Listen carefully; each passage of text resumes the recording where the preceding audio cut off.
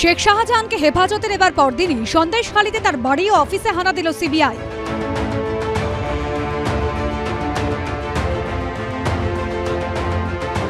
আদালতের নির্দেশ সত্ত্বেও দুদিন বিস্তর টানাপোড়েনের পর বুধবার সন্ধ্যায় সন্দেশখালী কাণ্ডের মূল অভিযুক্তকে রাজ্য পুলিশের হেফাজত থেকে নিজেদের হেফাজতে পেয়েছে সিবিআই।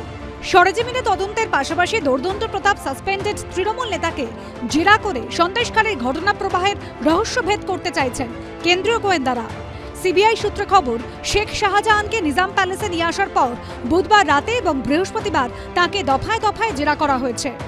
আর এই আবহেই এক্স হ্যান্ডেলে এই পোস্টটি করেছেন শুভেন্দু অধিকারী। গ্রেপ্তার হওয়ার পর শেখ শাহজাহানের ছবি আর সিবিআই হেফাজতে শাহজাহানের ছবি পোস্ট করেছেন। একটির ওপর লেখা পুলিশের সঙ্গে সন্দেশখালীর বাঘ, আরেকটিতে লেখা সিবিআই হেফাজতে নিংটি ইঁদুর। যেদিনকে নারদায় এফআইআর করলো, বিজেপি তো শুভেন্দুকে চোর বলেছিল, শুভেন্দুর ভিডিও তো বিজেপি ছেড়েছিল। যেদিন সিবিআই ওর নামে এফআইআর করলো, সেদিন কিন্তু ভয় গ্রেপ্তারি এড়াতে ল্যাজ গুটিয়ে পালিয়ে বিজেপিতে নাম লেখানো। তার মুখে বড় বড় কথা মানায় না। বাঘছাল পড়া একটা বেড়াল, ও ভাবে ও হালুম বলছে, ওটা আসলে মেয়েও।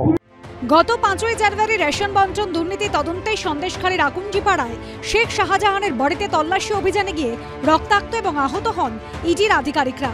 শেখ শাহজাহানের অনুগামীদের রোষের মুখে পড়ে আক্রান্ত হন কেন্দ্রীয় বাহিনীর জওয়ানরাও।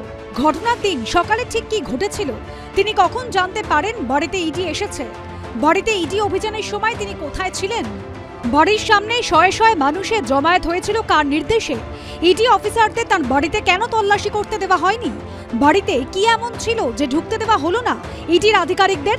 রাজ্য পুলিশের হাতে ধরা পড়ার আগে 55 দিন ধরে ফেরার থাকাকালীন কোথায় কোথায় ছিলেন, কারা কারা তাকে আশ্রয় দিয়েছিলেন। সিবিআই সূত্রে খবর, জেরায় এই সব প্রশ্নেরই মুখোমুখি হতে হয়েছে শেখ শাহজাহানকে। শেখ শাহজাহানকে ঠিক মতন জিজ্ঞাসাবাদ করতে পারলে বহু শেখ শাহজাহান পাওয়া যাবে বাংলায়। সিবিআই কটা কাজে সফল হয়েছে বাংলায় আমার জানা নাই। সিবিআই কিছু করা মানেই, সিবিআই ধরা মানে সব সমস্যার সমাধান হয়ে যাবে, এই ভাবনা দ্বারা আমি প্রভাবিত হই না।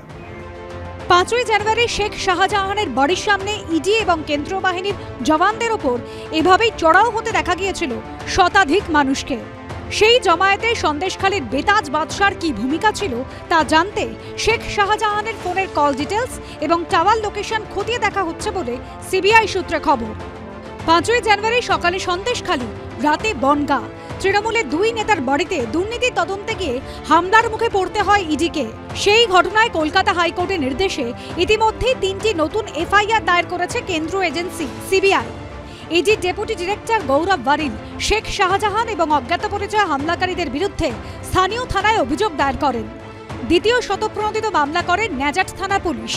তবে অজ্ঞাত পরিচয় হামলাকারীদের বিরুদ্ধে ঘটনার দিন ঠিক কি ঘটেছিল তা জানতে এদিন ইডির ডেপুটি ডিরেক্টর গৌরব বারিলকে ডাকা হয়েছিল নিজাম প্যালেসে। শেখ শাহজাহানের বাড়িতে তল্লাশি অভিযানে গিয়ে আক্রান্ত ইডি অফিসার অঙ্কুর গুপ্তেরও বয়ান সংগ্রহ করা হয়েছে বলে সিবিআই সূত্রে খবর।